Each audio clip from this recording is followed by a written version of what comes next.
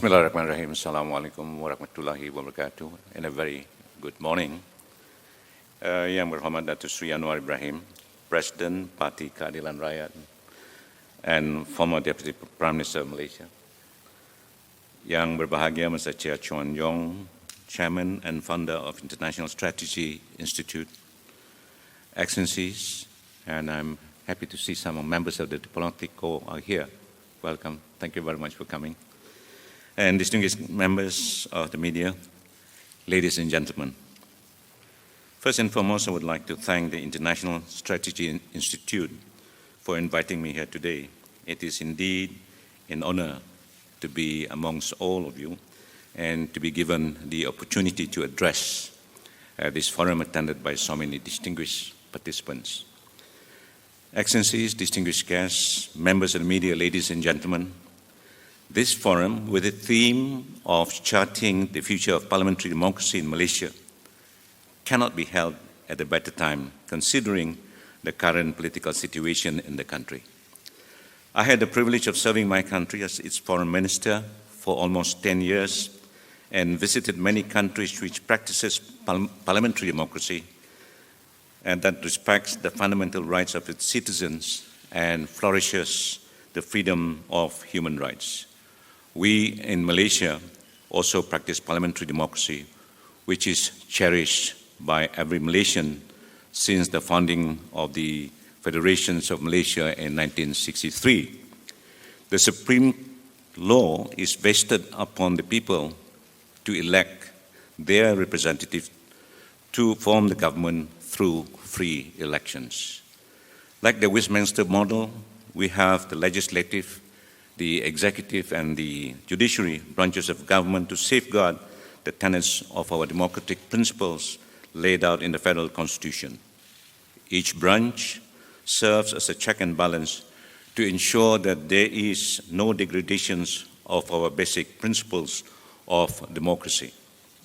To ensure permanence of our democracy, it is imperative that the territorial jurisdiction of each branch of government be maintained judiciously. Any infringement on the territorial jurisdiction of our branch of government will spawn political conflicts and impediments to exercise their duties in defending the sanctity of our Constitution. Excellencies, ladies and gentlemen, currently in Malaysia, tensions are running high politically and the people, the riot, are getting restless by the day as they hear what transpires in the corridors of power that are either broadcasted by news agencies or spread through various social media platforms. The average political savvy person wants to know the end game of the Malaysian democracy as we know it ever since the Barisan Nasional Coalition lost the 14th general election nearly 3 years ago. The run-up to the 14th general election saw the battle cry of reforms across the then opposition parties, which ironically were then led by former Prime Minister Tun Dr. Mahathir Mohamad. The 14 general elections saw the rise of the Pakatan Harapan coalition, which took over the federal government of Malaysia, and a move that was unprecedented then. The Malaysian government, after the general GE14, was new, and many voiced their dissatisfaction when the government then, many issues that dominated the news almost every day. Some have said that PH government only cared about revenge, for lack of better word, as prosecutions after prosecutions were made towards key personalities in the previous government. Others stated that the PH government was not ineffective government. There were sensitive issues that were considered to be tackled poorly or well, depending on which side of the political spectrum that you stand on. Among others, there was the Adib issues, ICER, the appointment of the then Attorney General, scandals involving ministers, many others, and the way these issues were managed triggered outrage among the citizens. One could only hope that the citizens would not storm the Bastille, so to speak. Even during the rule of PH, despite the calls of reform, some believed that they did not see what were the reforms that the government planned to implement. And in terms of public policy, the government did indeed make changes to plans made by the previous government, but were these changes what the people wanted? Many people took to the social media following the termination or changes of the MRT project, and many young, talented professionals lost their jobs.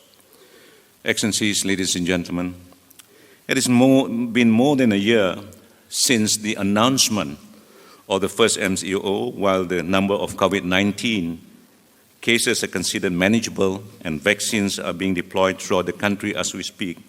We now have an emergency that was declared, which hindered Parliament to convene and legislate laws to serve its citizens.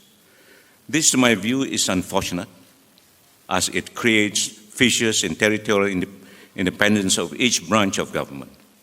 We must be reminded that Parliament is the cradle of a people's liberty and aspirations and should never cease to function.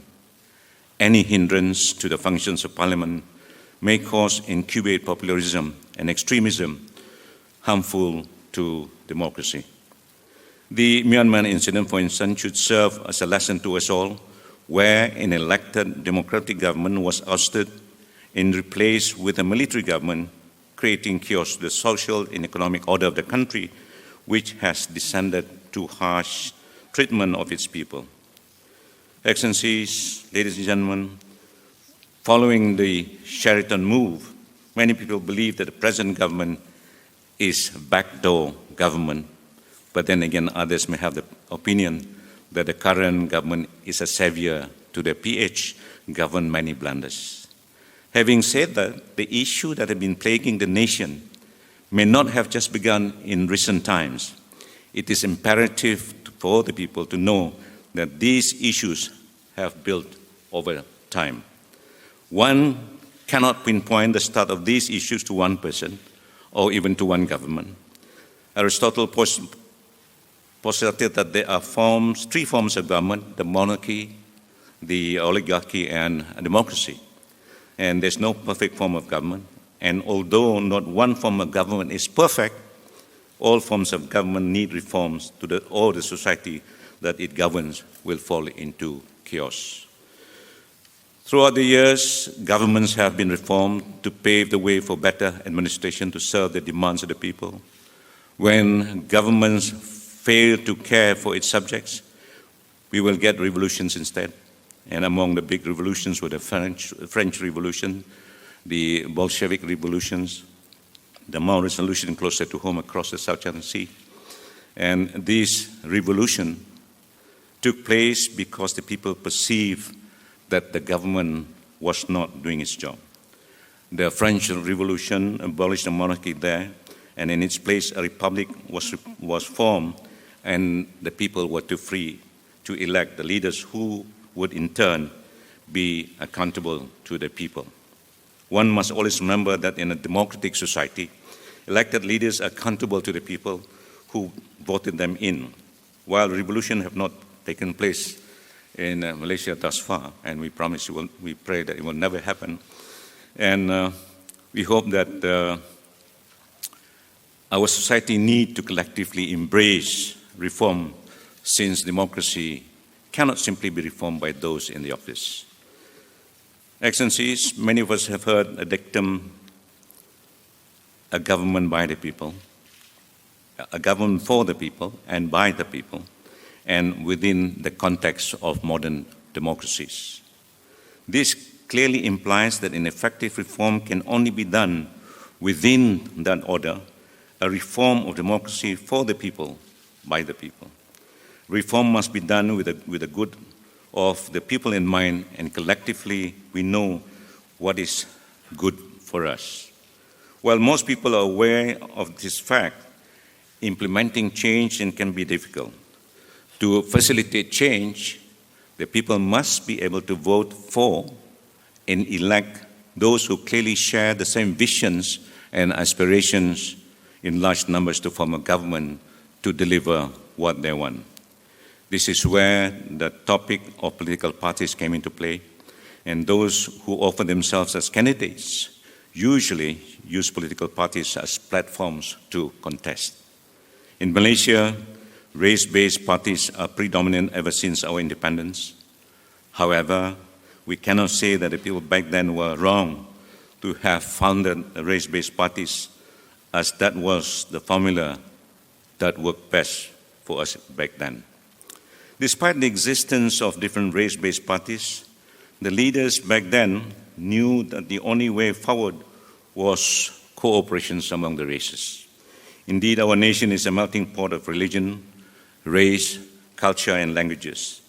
And unity that was forged then was not easy to come by, and you would always remember the struggles of our past leaders. I would also like to remind everyone here that besides the race-based parties, there were also different political parties which struggled based on ideologies. There were those who were educated in the West, which had been practicing democracy for centuries, and ideas of conservatism or liberalism penetrated through the minds of those who studied abroad, and they saw that this new country could also grow to be a mature democracy. We even had the left-wing political parties in the country back then, even until today. What I do want to highlight is a burning question that I think many Malaysians, especially the younger ones who are well-educated, well-traveled, and most importantly, well-acquainted with the political process and how they actually matter in the larger context of functioning democracy, and that is, are race-based parties still relevant in today's Malaysia? As a young nation, we have a racial and religious issue that need to be addressed properly to prevent divisions of harmonious society. We cannot allow religious extremism to fester into a democratic society. If every citizen adheres to the good values of one's religion, society will be much more harmonious. Excellencies, distinguished guests, members of the press, ladies and gentlemen, for the past 58 years of Malaysia's existence, we are a young democracy as compared to well-established countries like the USA and UK, and we do face challenges to reach maturity in terms of democracy. A case in point is the grappling of ambitious politicians crossing from one party to another without due regard to the mandate of the people who voted him into office. These politicians party hope to join government parties. The people wonder whether the government has become completely oblivious to the sentiments of the ordinary citizen. It was said that emergency was declared to temporarily halt the political wars going on to fight the pandemic. Yet, when one hears of the opposition MPs leaving their parties to support the ruling government, one cannot help but think what is good in the scheme of things. People are getting tired. As income levels drop following the pandemic, the last thing that the people want to hear about is the political turmoil which is currently brewing, despite the emergency which is supposed to stop the bitter politicking ravaging the country at the moment. Excellencies, ladies and gentlemen, unfortunately for us now, party hopping cannot be stopped as it is a constitutional right. The Constitution guarantees our right to association, and even though elected representatives owe a moral responsibility to the voters to remain in the party, regardless of whether their parties are in or out of the government, and they are free to leave their parties and join us and support another without having to vacate their seats and thus handicapping the democratic process. I had Parti Cinta Sabah, PCS, and it is a multiracial party fighting for the needs of every Sabahan, and among our struggles is to ensure that a recall petition may be enacted if our candidates to be elected. No other political party, I believe, in Malaysia has promised to do just yet. What is, if you may ask, what is the recall petition? It is simply a petition filed by the constituents to recall the elected representatives. Different countries have different criteria when a recall can be initiated. In 19 American states, no grounds are required for recall, and petitions may be circulated for any reasons. The United Kingdom have a recall of MPs Act 2015, which allowed a recall petition if an MP did certain wrongdoing, but it cannot be triggered by popular initiative. Other countries that allow recall petitions are Taiwan, Japan, Switzerland, Peru, British Columbia, Canada, and the Philippines. If recalls are successful, by-election will be triggered.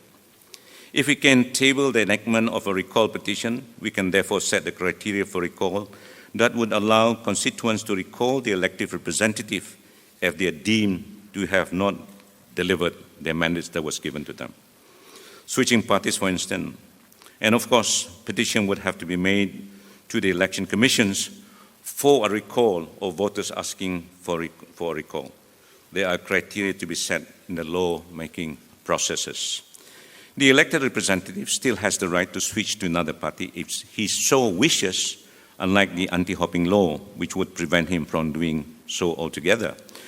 As a recall is initiated by the constituents, the representative is deemed to still have the confidence of his constituents if there isn't enough numbers to trigger a recall. If many of the constituents file a petition for recall, then he will be recalled. Either way, it gives both representatives and voters freedom of choice. It is also creating better accountability for elected representatives. Just as companies can hire and fire a worker, so the Constitution can also hire and fire their representatives. Excellencies, distinguished guests, I'm sure that among peers and those with us at the forum here today, there will be agreement and disagreement to which I have stated. I'm sure that if there is time, we can always debate the issues that I have mentioned. And politics is only a means. Democracy is just a process of facilitation to help the formation of the government which would work for the people. And the political process is fluid and can further be defined and refined through participations by the people. If we leave politics to politicians simply because we feel they are not significant enough to implement change, then we can never have the change or reform that we so much wanted. Forums such as this is also a good platform to discuss ideas how to implement change in the democratic process. However, merely organizing forum is not enough. What we need is action, and it's up to the younger generation to take up the arms and fight. One action that we hope to see is the under 18 move, which would allow 18-year-olds to vote. While the move to allow automatic registrations for the 18-year-olds is now facing some problems of implementation stage, I believe that in due time, 18-year-olds in Malaysia will be able to vote and thus participate in the democratic process. If future voters are given good exposure and education regarding the political process from an early age, then I believe that it would be an instrument of change that can bring about radical reform in our democratic process. One will ask, what is the future of democracy in Malaysia? If we continue to flourish, if judicious reforms are implemented to prevent any abuse of power, or we face the prospect of extremism and anarchy in the country, I'm an optimist, and I believe that one day we will achieve what we dearly so want. Thank you very much.